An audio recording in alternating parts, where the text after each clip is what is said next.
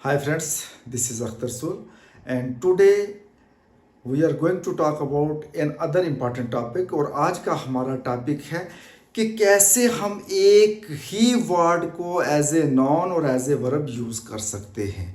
और जब एक ही वर्ड को एज ए नॉन यूज़ करते हैं तो वहाँ पे ये हमें अपना क्या मीनिंग देता है, और जब उसी वर्ड को हम एज ए वर्ब यूज़ करते हैं तो वहाँ पे हमें ये क्या मीनिंग देता है। ये मोस्ट ही इम्पॉर्टेंट है हमारे लिए कि जब हम कोई चीज़ लिखते हैं या किसी के साथ इंग्लिश बोलते हैं तो वहाँ पे हमें समझ नहीं आता है कि इस वर्ड को हम एज ए वर्ब कैसे यूज़ करेंगे और एज ए नॉन कैसे यूज़ करेंगे। तो वही चीज़ आज के हमारे इस टॉपिक में जो है हम बात करने जा रहे हैं। अब सबसे पहले यहाँ पे देखिए, जैसे मैंने 3 वर्ड्स लिखे, building, fight, insult.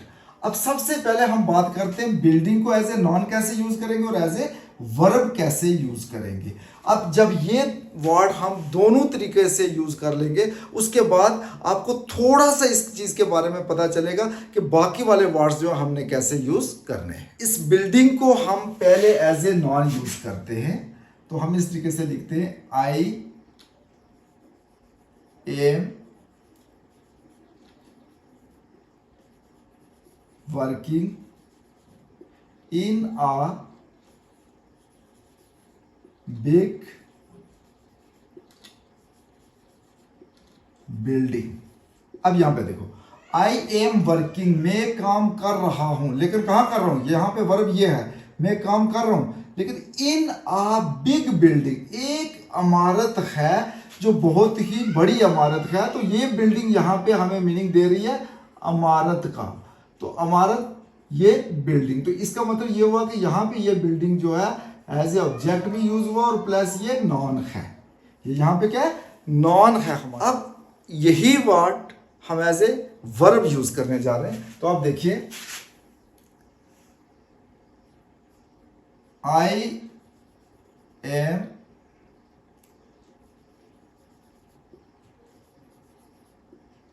Building a new house. अब यहां पे देखिए, आई इसका सब्जेक्ट है, एम इसका हेल्पिंग वर्ब है, और ये बिल्डिंग एज ए वर्ब यहां पे यूज हुआ है। आई एम बिल्डिंग में बना रहा हूं, आ न्यू हाउस, एक नया मकान जो है मैं बना रहा हूं। अब यहां पे देखो, ये building, I am working in a big building, मैं काम कर रहा हूं लेकिन किसमें, एक बड़ी इमारत में। तो ये बिल्डिंग एज ए नॉन यहां पे यूज हुआ और इसका मीनिंग है हमें इमारत। लेकिन यहां पे आई एम बिल्डिंग में बना रहा हूं, यहां पे मीनिंग इमारत का दे रहा है और यहां पे बनाने का दे रहा है।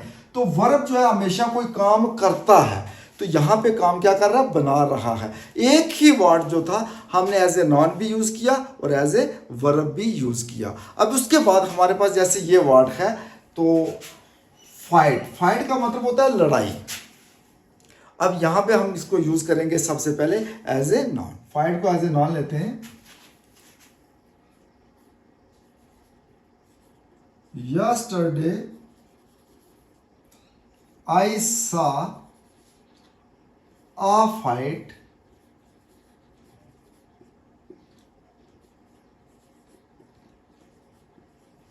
between two brothers।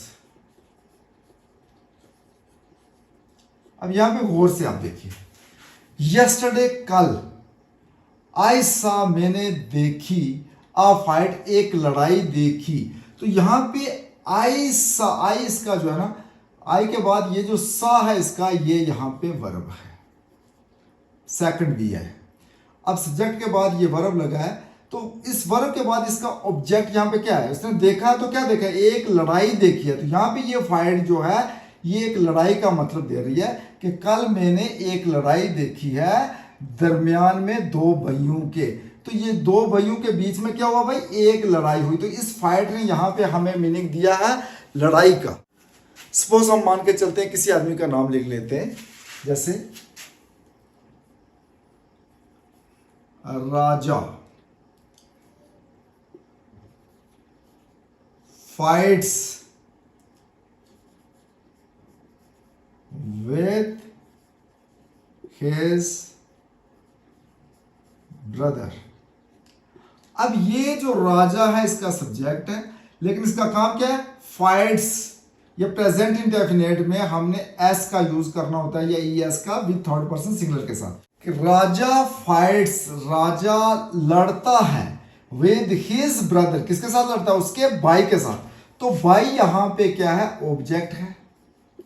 अब राजा जो है इसका सब्जेक्ट है, लेकिन राजा का काम क्या है? यहां पे लड़ाई करना। तो ये काम जो है इसका ये वर्ब है। तो यहां पे ये एज ए वर्ब यूज हुआ और ये प्रेजेंट इंडेफिनिट में सेंटेंस। जैसे हमारे पास वर्ड ये है इंसल्ट। इंसल्ट की मतलब होता है बेइज्जती करना। जैसे हमारे पास है एज ए नॉन, इसको यूज करते हैं, can you bear the insult of your parents। अब यहां पे उसने एक चीज पूछी, कैन यू बियर, क्या आप बर्दाश्त कर सकते हो? द इंसल्ट, किस चीज को बर्दाश्त कर सकते हो? बेइज्जती को, ऑफ यूर पेरेंट्स, आपके माँ बाप की। अब यहाँ पे ये कैन तो हमारे पास मॉडल है। अब मॉडल के बारे में हम बाद में किसी लेक्चर में डिस्कस करेंगे। हम बात कर रहे हैं यू बियर। तो ये यू इसका सब्जेक्ट है, ये बियर इसका वर्ब है, लेकिन बात किसकी हो रही है? इंसल्ट की। तो इंसल्ट यहाँ पे इसका ऑब्जेक्ट भी है और एज ए नॉन भी यूज हुआ है। अब ये जो नॉन है, क्या आप बेइज्जती बर्दाश्त कर सकते हो तुम्हारे माँ बाप की? तो यहां पे ये एज ए नॉन यूज हुआ है। अब इसी वर्ड को हम एज ए वर्ब यूज करने जा रहे हैं। यस्टरडे ही इंसल्टेड माई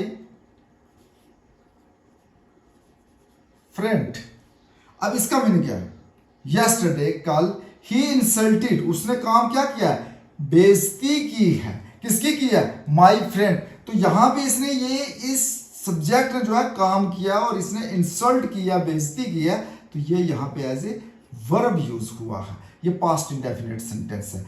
तो इस तरीके से हम एक ही वर्ड को as a noun, as a verb and as an adjective भी यूज कर सकते हैं, और कभी कभार उन वर्ड्स को हम एज ए एडवर्ब भी यूज करते हैं। And at the end of my this lecture I want to say please watch, like and subscribe my channel. My channel name is Akhtar रसूल।